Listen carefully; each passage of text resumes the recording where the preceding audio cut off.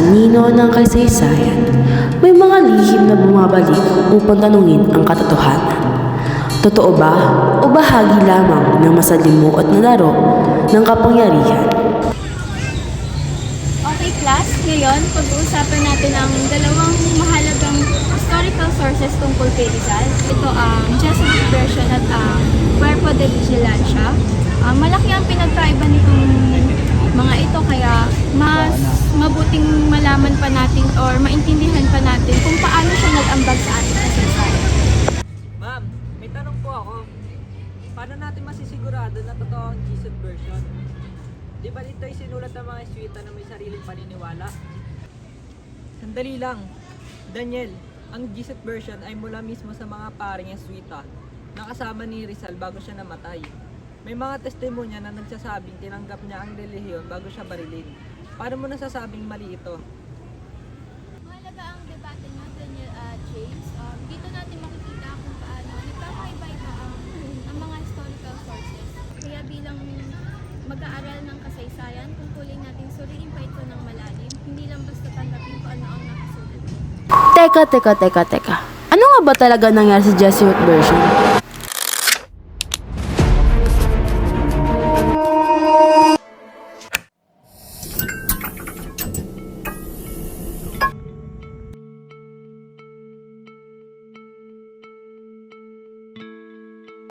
Kasi anak, dinala namin sa itong isang bagay. Naalala mo ba ito? Noong nag-aaral ka pa. Ang aking likha. Naaalala mo pa ba ang mga araw mo sa Ateneo, iho? Nais mo bang makitang muli ang iyong mga guro? Sila ba'y papayagan na dumalo sa akin? Kung ikaw ay muling mananampalataya, iyo.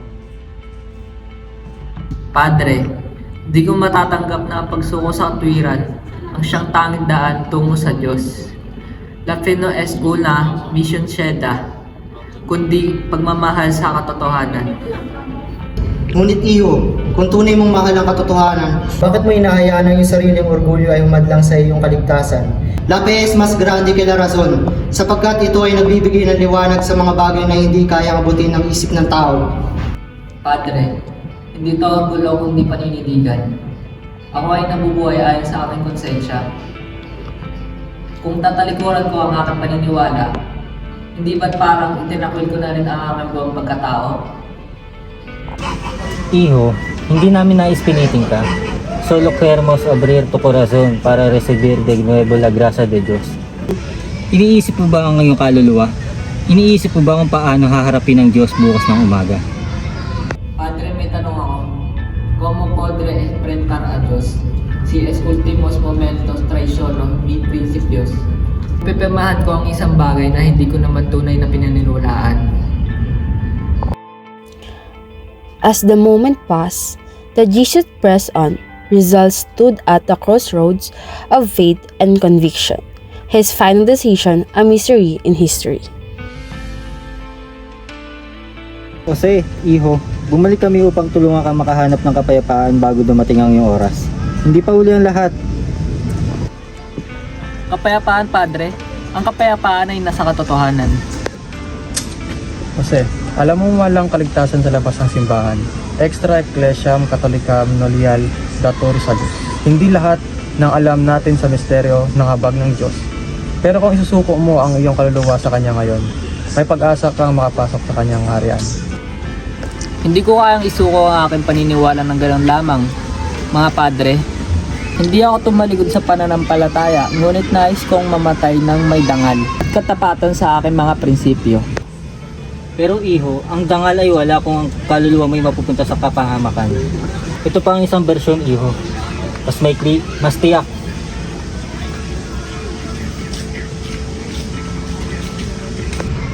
Padre, la masoneria en Filipinas no es enemiga de la Iglesia. Nakilala ko ang maraming mason sa London at wala silang galit sa relihiyon. Hindi sila humingi ng pagsuko sa pananampalataya. Kung gayon, maaari mong baguhin ang mga salta ayon sa iyong paniniwala.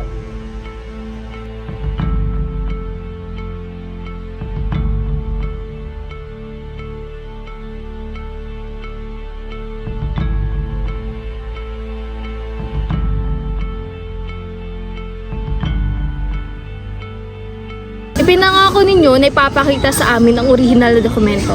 Nasaan ito, Padre? Nasaan ang katibayan ng inyong sinabi? Senyora Rizal, yaos sa dicho. Ang dokumento ay tunay. Sinulat mismo ng inyong kapatid bago siya bawian ng buhay. Ang kaluluwa ay bumalik na sa Santa Iglesia.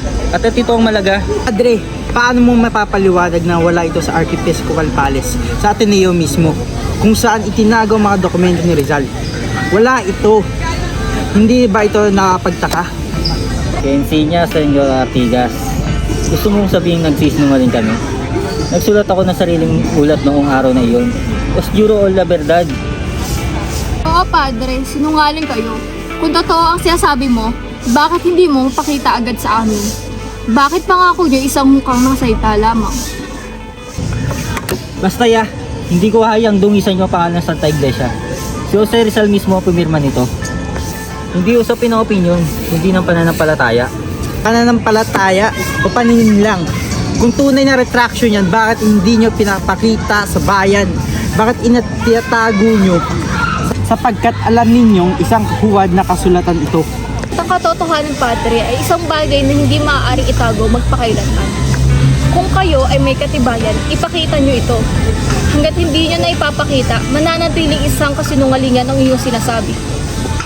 For decades, the question of Rizal retraction has sparked a battle between faith and skepticism.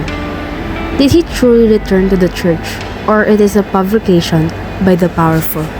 Gusto ninyong maniwala kami na matapos ang halos na 4 na dekada, bigla na lang inyong natagpuan ang sinasabing pagbawi?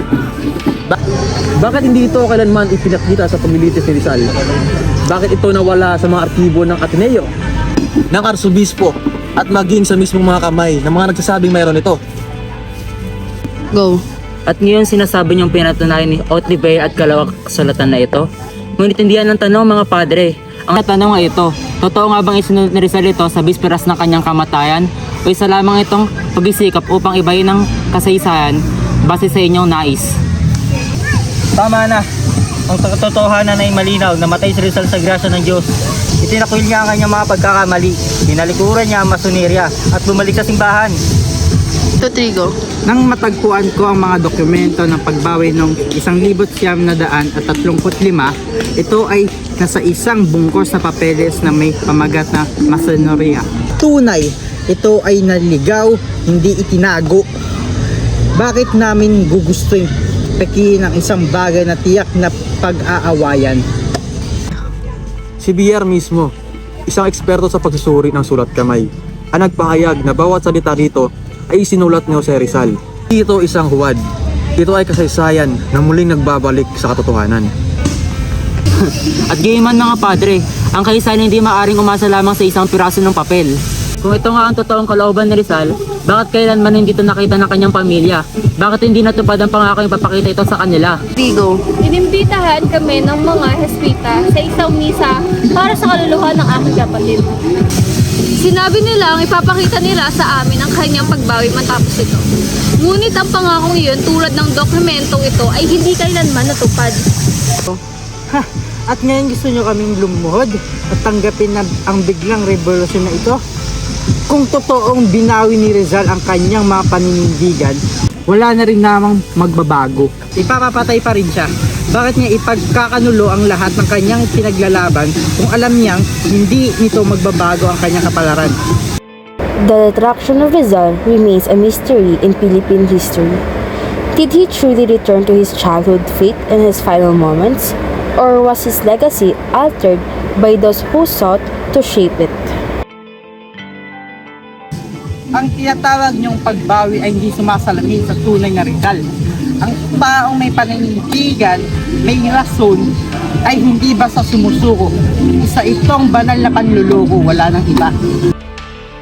Pinag-aralan ko ang sunod kamay ni Rizal, ang ni Ultima Diyos, ang huling liham niya, pati ang kanyang dedikasyon sa imitasyon de Cristo.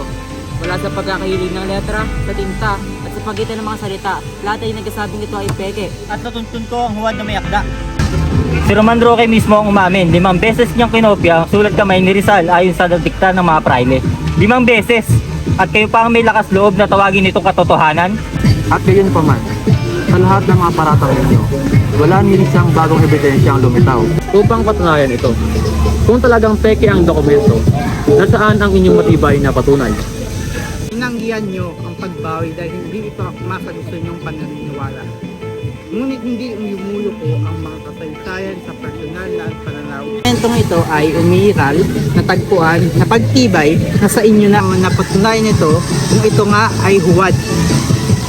Kung totoong bumawi ang aking kapatid, bakit hindi nila sa amin mapakita ang dokumento tulad ng pangako nila? Baka sa diary pa namin nalaman, tao'y pagkatapos sa kanyang kamatayan. And so, the question remains a mystery. Did Rizal truly returns to the fate he once abandoned? Teka, ano naman nangyari sa Querpo de Vigilancia files? In the confines of his cell, Jose Rizal, branded a traitor by the Spanish Empire, prepared to face his execution, not for his sword, but the potency of his word that have sparked a revolution. He is deemed the most dangerous man by the colonial empire. Yet, despite the gravity of his fate, his composure remains unwavering, his spirit unbroken. To Spain, he is a criminal. To the Filipino, a hero. Rizal, Kira de Senaraigo.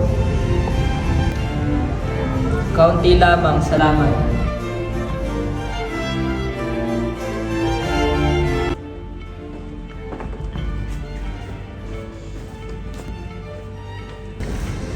Buenos dias, Dr. Rizal. May kailangan ba bago ang iyong huling araw? Isang aklat ng panalangin, kung maaari.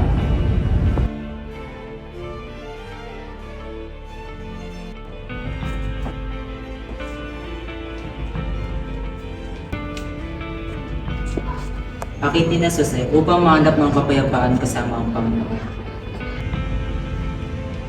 Gracias, Padre. Ikaw ba hindi nakakaramdam ng takot?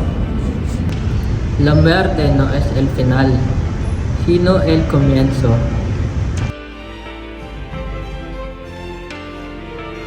For hours, Rizal debates with the Jesuit priest who urge him to renounce his writings and revolutionary beliefs.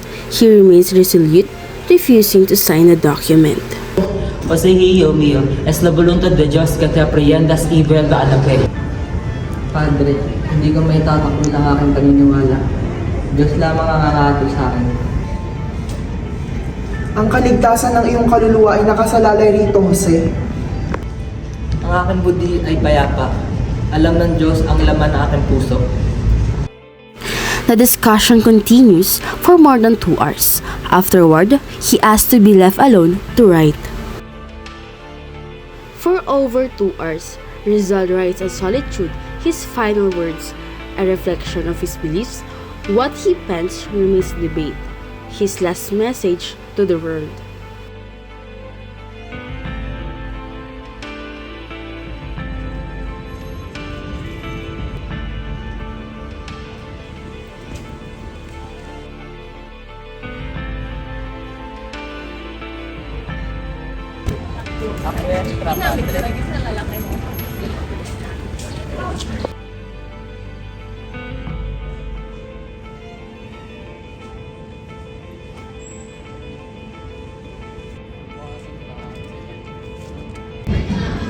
Senior Juan del Fresno, Senior Eloy Maure.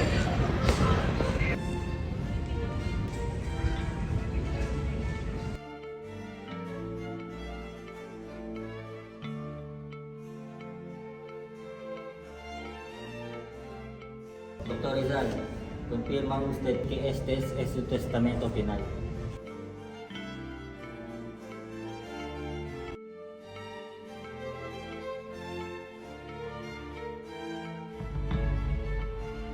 Many will debate if this document was Rizal's true retraction or something else entirely, but in this moment, it is sealed.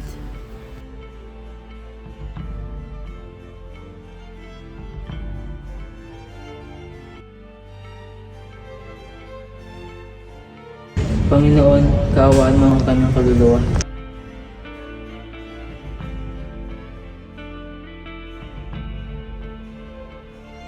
Magandang araw, maaari ko bang bisitahin ng aking anak? Sige po.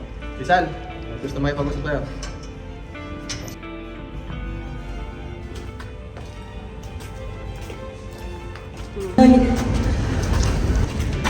Anak ko, hindi ko akalain na lang ito magiging wakas mo. Ina, hindi ito ang wakas. Ito'y kabayanihan ng walang hanggan. Maria, Lucia. Kapatid ko, paano namin naharapin ang bukas na wala ka? Dadalhin niyo ang aking diwa. At darating din ang araw ng kalayaan.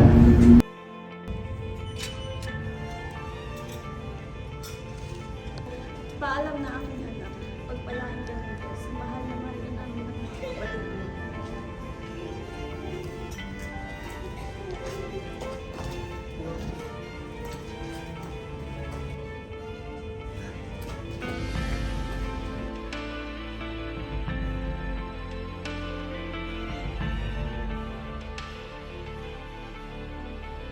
Dr. Rizal, oras na ng huling pagkain. Narito ang tinola upang mabigyan ka ng lakas.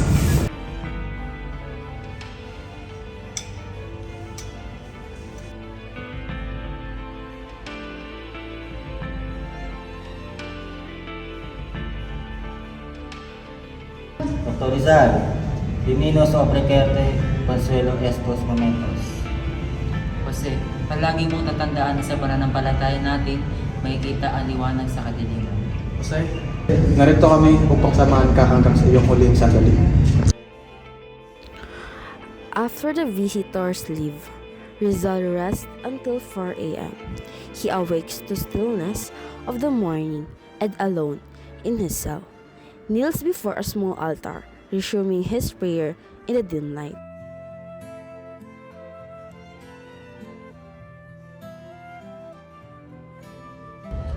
Maaari ba namin makita si Rizal sa huling sandali?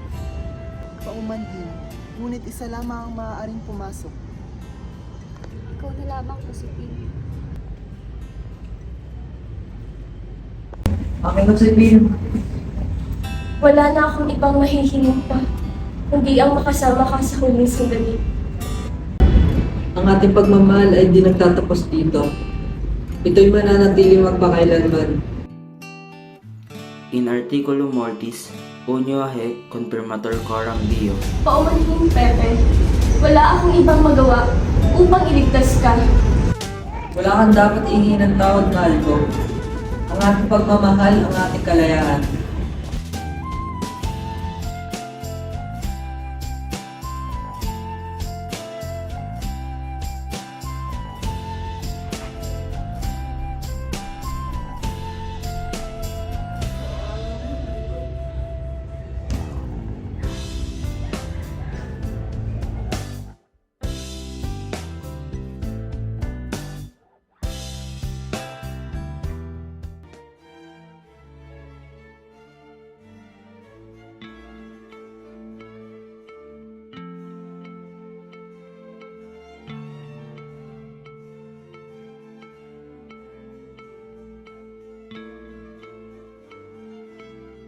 Hijo mío, this is confessar tus pecados.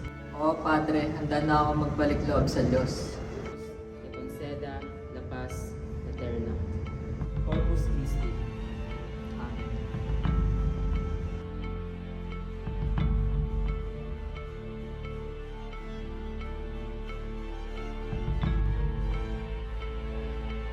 Rizal, ito na ang araw.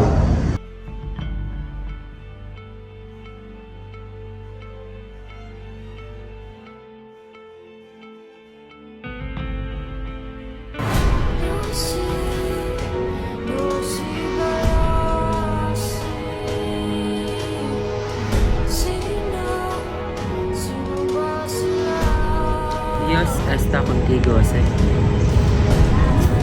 Ang mamatay sa bayan ay hindi kamatayan, kundi isang buhay na walang hanggan.